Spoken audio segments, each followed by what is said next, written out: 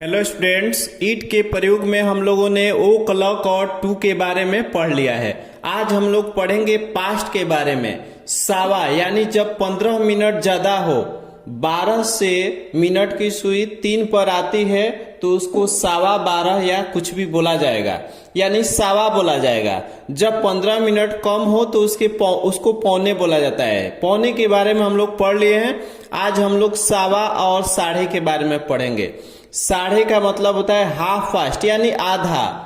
जब मिनट की सुई 12 से 6 पर आ जाती है तब साढ़े उसको बोला जाता है। तो आइए देखते हैं। सावा जब 15 मिनट अधिक हो, इसका अंग्रेजी होगा एक क्वार्टर पास्ट। अधिक के लिए पास्ट का यूज हुआ है। क्वार्टर का मतलब हम लोग जानते हैं 15 मिनट कम या ज्यादा, उसका मतलब क्वार्टर होता है। साढ़े 30 मिनट जब ज्यादा हो उसको हाफ फास्ट बोलेंगे। एग्जाम्पल से देखते हैं। 5:15 बजा है, it is A quarter past 5। सावा का अंग्रेजी जो है एक क्वार्टर पास्ट होता है, इसका अंग्रेजी लगा दिए, सिर्फ सिंपल था। 3:30 बजा है, इट इज हाफ फास्ट 3। साढ़े का अंग्रेजी होता है हाफ फास्ट। हम लोग जानते हैं कि इट इज लगाना ही है, तो इट इज साढ़े का अंग्रेजी हाफ फास्ट। 3 बजकर माने 3:30 के बाद 30 मिनट हुआ है तो 3 लिख दिए। It is half past 3। आइए अब आगे देखते हैं कुछ उदाहरण। एग्जाम्पल देखते हैं। 3:10 हुआ है। हम लोग जानते हैं कि 10 यानी 5 का गुणज है। जब 5 का गुणज रहता है मिनट में तो उसके बाद जो है मिनट का प्रयोग नहीं किया जाता है, तो यहाँ मिनट का प्रयोग नहीं किया जाएगा। बस बज कर का अंग्रेजी पास्ट यूज होगा, तो इट इज 10:03। अगला है 10:08 हुआ है। 8 जो है 5 का गुणज नहीं है, इसलिए इसके बाद मिनट का प्रयोग जरूर होगा। तो इट इज 8 मिनट्स पास्ट, यानी 8 मिनट बीत चुका है। कितना? तो 10 बजकर, तो 10 जो है अंत में लिख देंगे। It is 8 minutes past 10। 9:30 बजा है, इट इज हाफ पास्ट 9। 12:15 बजा है, it is A quarter past 12। ये हम लोग पढ़ लिए थे दोनों के बारे में।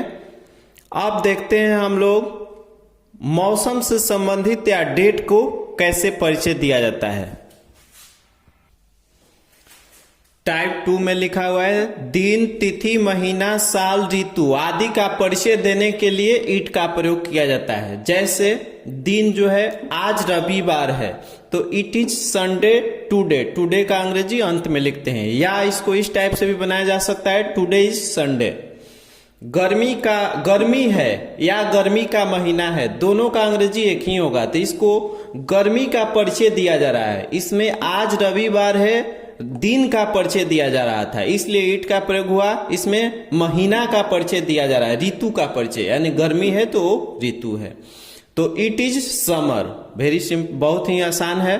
बुधवार का दिन था, इट वाज वेडनेसडे। था है इसलिए वज का प्रयोग हुआ है। आज 10 मई है, it is 10th May today. मई को अंग्रेजी में पढ़ा जाता है, इसको 10th पढ़ेंगे। टुडे का अंग्रेजी अंत में यूज किए हैं। इसको ऐसे ही बना सकते हैं, टुडे इज 10th में। 21वीं सदी है, सदी का सेंचुरी होता है, इसको ध्यान रखिएगा। 21वीं सदी है तो इट इज 21st, इसको पढ़ा जाएगा 21st सेंचुरी, इसको ध्यान रखना है। सन 2020 का वर्ष है, इट इज 2020, इसको पढ़ेंगे। बस बहुत ही सिंपल था। अब तीसरे टाइप में हम लोग देखते हैं प्राकृतिक घटनाओं को परिचित करने के लिए, यानी उसका परिचय देने के लिए भी ईट का प्रयोग किया जाता है। तो आइए देखते हैं। टाइप 3 प्राकृतिक घटनाओं का परिचय देने के लिए भी ईट का प्रयोग किया जाता है। जैसे प्राकृतिक घटना, अंधेरी रात है, रांची में बहुत गर्मी पड़ती है, शिमला में बहुत सर्दी पड़ती है, इसके बाद जोरों से वर्षा हो रही है, ये सब पढ़ेंगे। पहले इसको देखते हैं। अंधेरी रात है, it is a dark night. अंधेरी रात का होगा और डार्क नाइट, इसको ध्यान रखना है। रांची में बहुत गर्मी पड़ती है, it is hot in Ranchi. Shimla में बहुत सर्दी पड़ती है, it is very cold in Shimla, इसको ध्यान रखना है। आइए अब कुछ और आगे उदाहरण देखते हैं। पहला एग्जाम्पल है रिमझिम वर्षा हो रही है, एक चीज ध्यान रखना है, इसमें रहा है रही है टेंस में हम लोग पढ़ेंगे। जब रहा है रही है रहता है तो उसको प्रेजेंट कंटिन्यूअस टेंस में बनाते हैं, सब्जेक्ट के साथ इज आर एम तथा वर्ब का चौथा रूप यानी आईएनजी जोड़कर वर्ब में लिखते हैं।